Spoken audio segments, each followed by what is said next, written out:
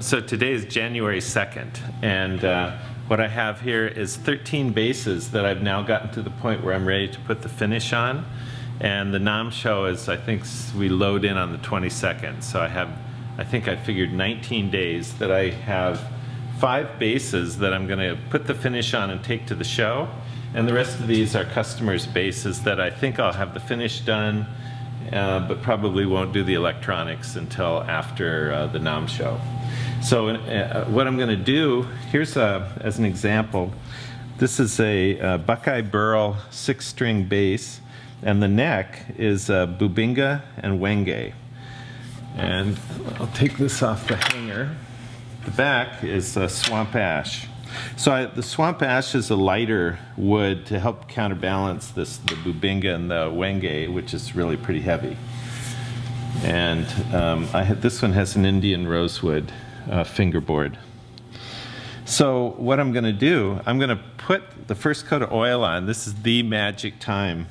It's the first time I really get to see the grain of the wood as it will look. So in terms of quick visual progress and fun, like the first coat of oil that's the most fun. And I've just finished a week and a half of fine sanding these things, which is not my favorite thing. So let me set this down. I'll get some oil and we'll put it on here and you'll see. You'll be part of the magic.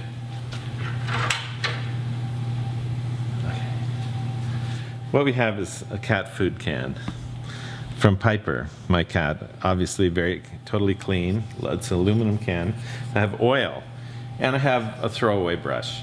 And what you do with oil, you really slop it on, because what you're going to do is come along with soft cotton rags, and after the oil soaks in for a period of time, no more than 20 minutes, because at some point it gets sticky and starts setting up. Just slop the oil on there, let it soak in, and you keep going back over areas. If you see that an area has dried, you put more on.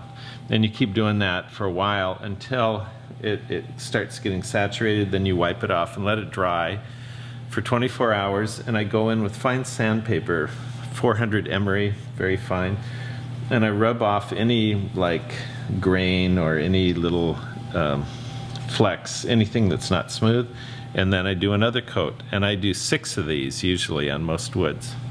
So here we go. I will do some on the Buckeye Burl, and you'll start to see how magic it is. Look at the Wenge, how dark and rich that looks. And all of a sudden here I'm going across the Bubinga on the Wenge. Usually I have rubber gloves on when I do this also. It can be fairly messy, you just have to be kind of... And I put 1 coat on the fretboard, only 1. And this is oil, so it's got tung oil and various tung oils, and it completely soaks in. I want the fretboard to stay, porous enough that the sweat from your fingers. You never want the fretboard to be fully sealed. Although I'll take that back. I do seal maple, because otherwise maple gets dirty. Okay, so there's that, and let me come over here.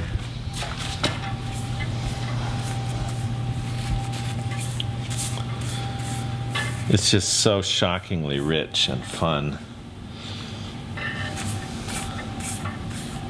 Also, on this particular base, because it's Buckeye Burl is not very hard. It's a softer wood. It's beautiful, but it has softness.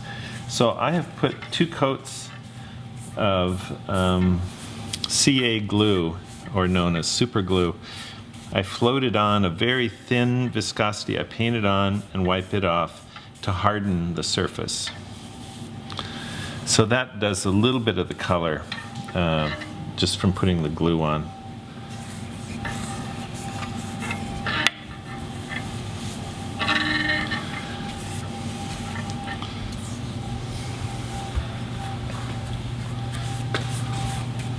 So come back to the back, we start at the top. It really gets messy sometimes. It runs and it's sticky. But you can see also what a smart thing it is to get 13 bases and do them all at the same time. You get in a rhythm doing this kind of thing. And then while you're, I might do 3 bases and then I go back to the first one and start wiping it down while the second one's drying, and then I wipe the second one down while the third one's drying, that sort of thing. So after sanding for a whole week, now I'll be finishing for a week. And in the evening, I'll start soldering all the electronics and putting those together so that as soon as these are dry and ready to go, then in goes the electronics. I put the copper in the electronic cavity, and I put I do a final rub out with wax on the body before I start putting on the bridge, the tuners, the pickups. It just starts being assembled a little bit at a time.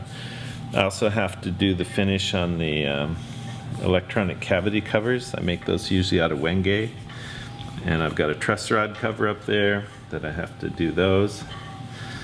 So there's lots of little parts. Part of me feels when I get to this point, I feel like, wow, it's really close to being finished, but it's unbelievable how many little things there still are to do. And that's why when I know that there's just 19 days left to the NAMM show, I have just the right time. There's not going to be any jamming it out. I have enough time to do everything in a careful way, but I have just enough time. So I'll go back to the front. See, it just looks like soaking wet, but that's what I want. I want runny wet.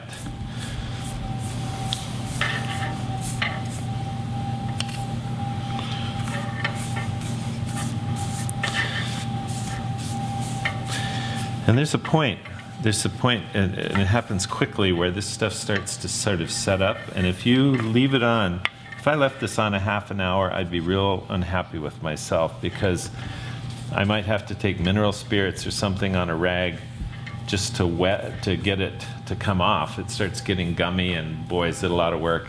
If you do it at the right time, it's pretty easy. Here, I'll do the headstock. I haven't done that yet. Wow.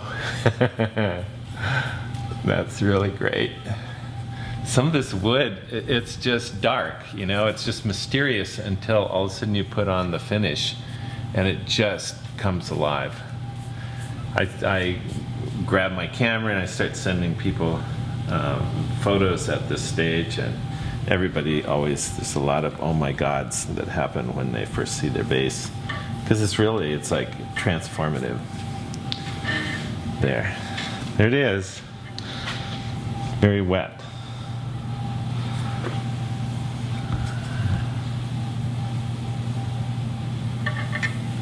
And I have plastic down, it'll drip. And look at up here. Can you get that mic? See how dry it is? It has, in places on the headstock, it just soaked right in. And you want to just you don't want it to dry out on that first coat. You want to keep wetting it until it really soaks in. And on this first coat too, when I go to wipe off the fretboard, that takes a lot of time, because you really have to make sure that you thoroughly wipe every bit of it, around each fret.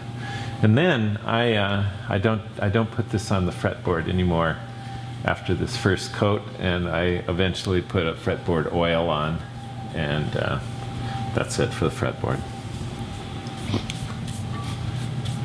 Okay, that's it. So this is Rich Moore's bass. I have it stuck here. There. It's a fretless. And what I've done, I told Rich, I was up in Canada for the release of Restrung. Couldn't remember the name of the movie. And I said, you know what I've always wanted to do on a fretboard is at the 12th fret is to change the wood. And of course, in luthier circles, I think I've just broken the law, because you've got one wood here and one wood here, and like, is that going to change the tone when you come from the 12th to the 13th fret? I picked ebony for the lower, and this is bloodwood. Weight-wise, density-wise, and I think tone-wise, in my experience, they're very, very similar woods. So we're going to see, because obviously when Rich goes boom, boom, boom, boom, and then he starts getting these, you don't want any shift in tone. But if there is shift in tone, I'm going to charge him double, because it's basically like he's bought two basses. That's the way I see it. Anyway, this, I've chambered this. It's hollowed in sections inside. This is a spalted maple top. I have a piezo bridge.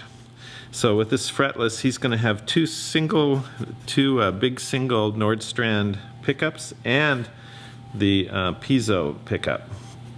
Extra.